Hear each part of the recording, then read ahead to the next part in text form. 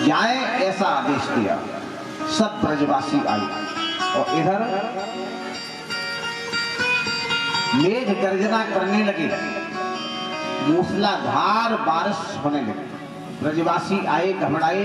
भगवान ब्रजवासियों को लेकर के गिरिराज जी की तलहटी में पहुंचे और ऐसे गिरिराज जी को उठा लिया। खेल खेल में गोवर्धने धत्ते शैली आशारीद रक्षते ब्रजे, ब्रज की रक्षा करने के ताई ऐसे गिरिराज जी को उठाया है जैसे खेल खेल में छोटे छोटे बालक सफेद जैसे छत्ता जैसे निकलते हैं बरसात में, उनको उखाड़ लेते हैं, ऐसे ही उखाड़ लिया, उठा लिया और कनिष्ठिका अंगुली पर धारण कर लिया और कहा कि सब आ जाओ। सब आ गए महाराज, सब आए हैं गिरिराज जी के नीचे। सबने, मैया यशोदा ने कहा सब अपने अपने डंडों का सहारा लगा लो, क्योंकि लाला की नरम कलैयां हैं, कहीं मुरक न जाए, इसलिए सबने सहारा लगाया। और कहा, एक मधुमंगल सखा था, उसने कहा मैया हमने तो सहारा लठ का लगाए रखा है, डंडे का सहारा लगा रखा है ना, तो गिरिराज जी कब का नीचे आ जाता।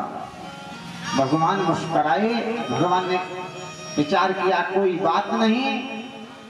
और एक सखा तो कहने लगा, अरे मैया सब ग्वाल बाल गिरिराज जी को थामे हैं। भगवान ने थोड़ी अंगुली एक सूत नीचे करी, सब डंडा टूट गए। घबराए ग्वाल बाल, सब ब्रजवासी घबराए। प्रार्थना भगवान की करने लगे कि प्रभु आप रक्षा करो, आपके अलावा और कोई रक्षा करने वाला नहीं है। भगवान ने यथा स्थान गिरिराज जी को थाम लिया। बराबर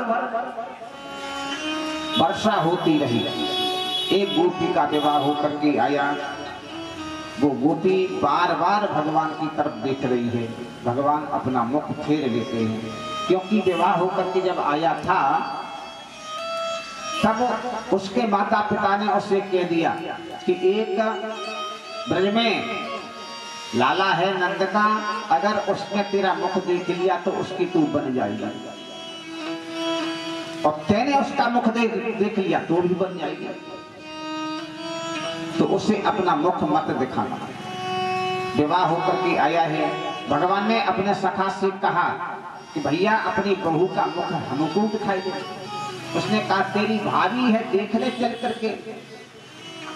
भगवान गई, बहुत कोशिश करी, उसने अपना मुख नहीं दिखाया। भगवान ने कहा आज तू अपना मुख मुझे नहीं दिखा रही है, आगे चल करके तू मेरे मुख को देखने के लिए लालायित हो जाएगी। इस प्रकार से भगवान बोले।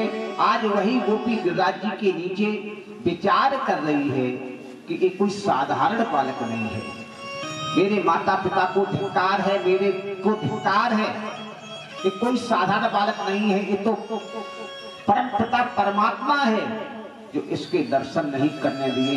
हम दर्शन करने से वंचित हो गए। आज बहुत कोशिश करती है, बहुत उपाय किया भगवान के दर्शन करने के लिए, लेकिन भगवान ने अपना मुख नहीं दिखाया।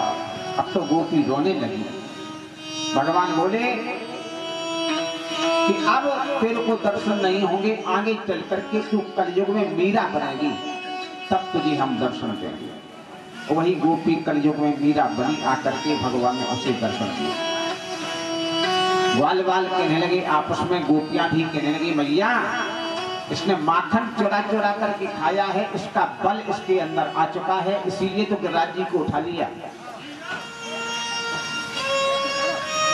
आपस में कहती हैं कछु माखन को बल बढ़ो,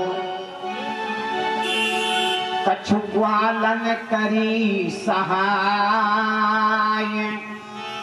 और इतना ही नहीं, श्री राधा रानी सामने अपनी कृपा रूपी कटाक्ष से देख रही हैं।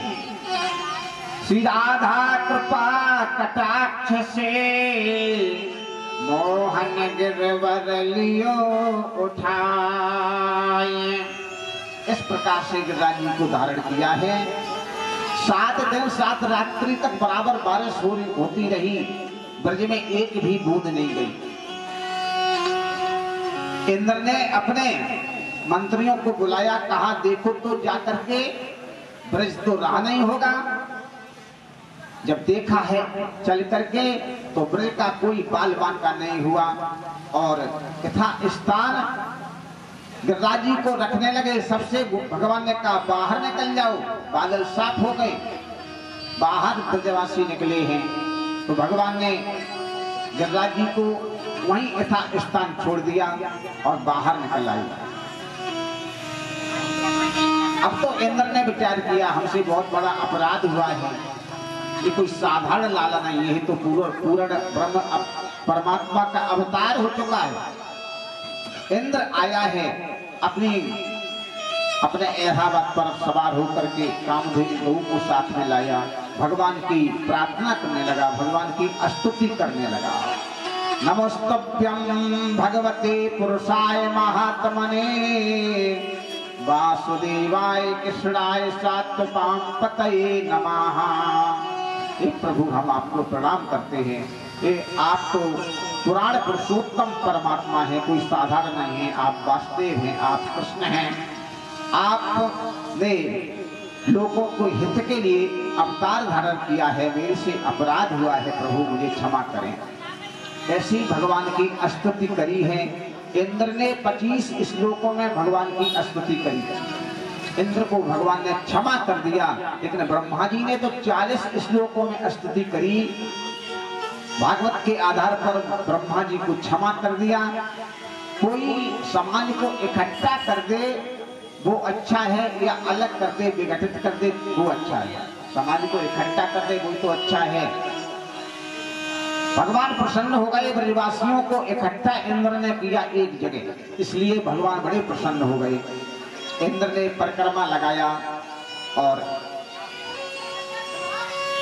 मानसी गंगा का आह्वान किया, ऐरावत के द्वारा अभिषेक भगवान का किया, कामधेनु गौ के दूध से भगवान का अभिषेक किया और परिक्रमा लगा करके इंद्र चला जाता है। गोविंद भगवान की जय। इस प्रकार से गिरिराज जी की उत्पत्ति का कारण भी मिलता है। एक उत्तराखंड में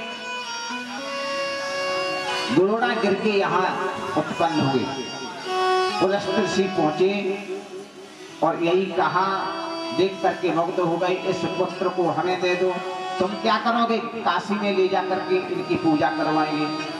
तो ले जाओ। जब पूछा चलने के लिए तब तो गिरिराज जी ने कहा चलने के लिए तो अब तैयार है, लेकिन जहां मुझे रख दिया तो इतना वजन हो जाएगा, फिर उठ नहीं सकेंगे। उन्होंने विचार किया हम कहीं रखेंगे नहीं, लेकर के चले हैं। जैसे ही ब्रज में आए हैं तो गिरिराज जी ने वजन बढ़ाया, विचार किया ये तो लीला पुरुषोत्तम भूमि है, आगे ब्रज में भगवान लीला करेंगे, इससे पवित्र भूमि कहाँ मिलने वाली है, तो वजन बढ़ा दिया।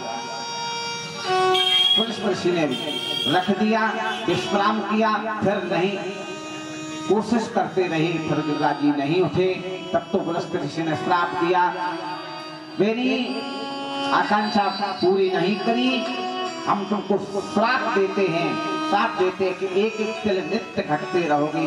आज भी गिरिराज जी बराबर घट रहे हैं, जो आज के 50 वर्ष पहले दिखाई देते थे वो आज नहीं दिखाई दे रहे।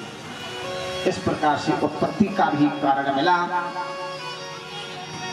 और एक कारण और है, हनुमान जी चले गए उत्तराखंड में, भगवान पुल बांध रहे थे, इधर उधर से सब सेना पत्थर ला रही थी और पुल बंध रहा था। हनुमान जी चले गए, इन्हीं को उठा लाए। जब ब्रज में आई तब तक पुल बंध चुका था। भगवान ने सूचना सबसे करवा दी, अब जो जहां से ला रहा हो पर्वत पत्थर अब लाने की आवश्यकता नहीं है। तो हनुमान जी ब्रज में आ चुके थे। जैसे ही खबर मिली तो हनुमान जी ने गिरिराज जी को वहीं पर छोड़ दिया। गिरिराज जी ने कहा हमको वहां से ले आए, इसलिए तो मेरी सुंदरता मेरी शोभा वहीं थी, सब पर्वतों के बीच में मेरी शोभा थी, वहां से उठा लाए, यहाँ रख दिया, भगवान के दर्शन नहीं कराए। तो हनुमान जी ने सारी बात भगवान श्री राम जी को बताई आकर के। उन्होंने विचार किया, श्री राम जी ने कहा कोई बात नहीं, आगे चल करके द्वापर में हम लीला पुरुषोत्तम बनेंगे, तब गिरिराज जी की पूजा करवाएंगे। यह भी एक कारण है, भगवान ने इसलिए गिरिराज जी की पूजा करवाई। श्री गोविंद भगवान की जय। आगे चल करके जो गोपियों से भगवान ने वादा किया था वही समय आया, जो वादा किया था आज पूरे कलाओं से चंद्रमा खिल रहा है। और भगवान ने 6 महीने की रात्रि का आह्वान किया। इतनी बड़ी रात्रि, बहुत बड़ी रात्रि का आह्वान किया। श्री सुखदेव जी कहते हैं भगवान न पिता रात्रि ही, बहुवचन है रात्रि ही, सरदोत फुल मल्लिका बीचरन तुम मनश्चक्रे योग मायामपास्कृता।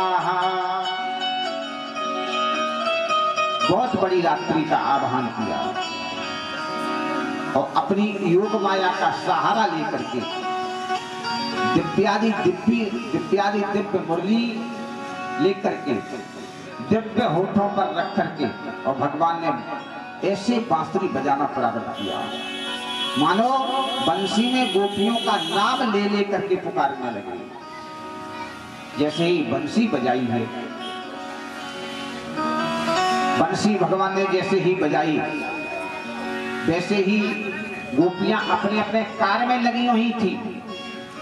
कोई गोपी भोजन बना रही थी, कोई गोपी आटा गूंद रही थी, कोई गोपी श्रृंगार कर रही थी। जैसे ही बंसी की आवाज कान में पड़ी तो गोपियां सब दौड़ पड़ी अपने कार्य को छोड़ करके। कोई गोपी आटा गूंद रही थी, आटा को लेकर के भाग खड़ी हुई, कोई गोपी जल भरने जा रही थी, छोड़ करके चल पड़ी। सब गोपियां दौड़ी, कहां से आवाज आ रही है, कहां बज रही है। बजी है बजी रस खान बजी है, अब जी के गोप कुमार न जी है। ऐसी बांसुरी बजी कि सब गोपियां घर छोड़ करके और जंगल की तरफ भगी, वन की तरफ भगी। कोई गई दौड़ी, कोई भूल गई पोरी, कोई भरी कोरी कदम की डाल की। कोई गई घाटन में, कोई गई जंगल में, कोई फिरी बागन में, दशा थी बेहाल की। एड़ी ब्रजबाल कठपुतरी सी नाच रही, ऐसी आज बांसुरी बजी है नंदलाल की। ऐसी बंसी बजी। एक गोपी तो अपने ससुर को भोजन परोसने के लिए जा रही थी और गऊ को भूसी डालने के लिए जा रही थी। बंसी की आवाज कान में पड़ी, मामला उल्टा हो गया, विपरीत हो गया। जैसे ही बंसी बजी तो मन खिंचा चला गया। साग तो गऊ को छोड़ दिया, जाकर के डाल दिया और ससुर को भूसी परोस दी। ऐसा मन विचलित हुआ, मन खिंचा चला गया गोविंद के पास। इस प्रकार से सब उल्टा सीधा मामला हो गया। बाजी कहे बाजी कहाँ, बाजी भाजी भाजी फिरे, बाजी लगी मुरली की बाजी उठ धाई है।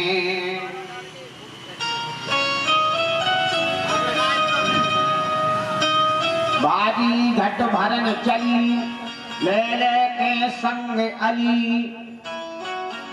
बाजी हाथ पायल बाजी, बंसी बट धर धाई हैं। इस प्रकार से सब भाग करके खड़ी हुई और सब एकत्र होकर के भगवान के पास पहुंची। जैसे ही पहुंची है जहां गोविंद बांसुरी बजा रहे थे, जैसे ही गोविंद ने देखा तो भगवान कहने लगे, भगवान बोले स्वागतम नो महाभागा प्रियम क्यम करवाणि वा। आइए गोपियों, तुम्हारा स्वागत है, स्वागत है। तुम्हारा आइए स्वागत है। ब्रश्यानामयम कश्चिद ब्रूतागमन कारणम। स्वागत तो किया और कहने लगे कि ब्रजस्यानामयम कश्चिद, तुम्हारा इस ब्रज से अर्धरात्रि में घर छोड़ करके जंगल में आने का क्या कारण है, एक तो बताओ सही। ब्रूतागमन कारणम, कारण बताओ। अब तो गोपियों ने कहा प्रभु आपने बुला लिया, आप कारण पूछते हो। भगवान बोले अरे तुमने तो मात्रा पितरा पुत्रा भ्रात्रा पतश्चिवा, तुमने अपनी माँ को छोड़ा, पिता को छोड़ा।